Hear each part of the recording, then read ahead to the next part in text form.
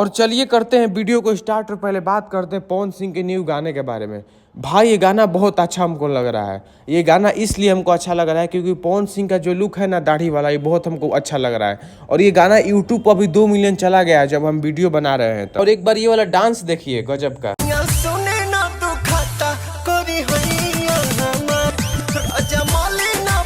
और कल लखनऊ में पवन सिंह का इसी गाने का इवेंट था जहां पे तमाम रील क्रिएटर आए हुए थे और उसी में एक प्रकाश चौबे भी आए हुए थे जो पवन सिंह के बारे में इतना शायरी बोला ना कि पवन सिंह पूरा एकदम खुश हो गए।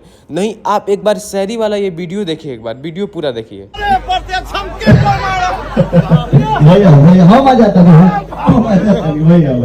और एक बात और भैया कहते, राउर जोन चरण बा जेकरा पे राउर हाथ हो जाला ओकर जिंदगी संवर जाला। हम तो बहुत बड़ा सौभाग्यशाली बानी जे इतना दिन के मेहनत के बाद आज रउआ बेरी बानी।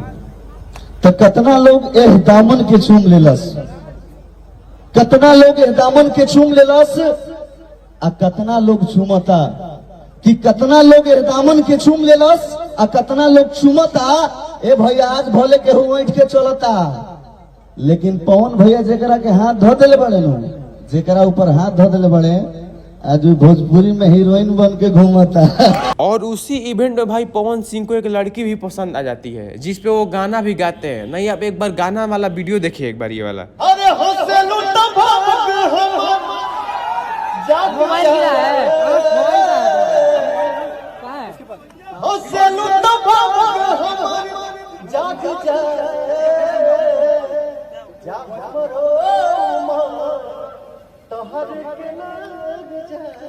इसके ऊपर गाना तो गाया ही और इस लड़की को पवन सिंह ने फिल्म में भी काम दे दिया। नहीं, ये वाला भी एक बार वीडियो देखिए आप। महीने एक फिल्म कर रहा हूँ, इस फिल्म का नाम है साहबा। इस फिल्म को बना रहे हैं पवन और हमारा प्यारा भाई निशांत।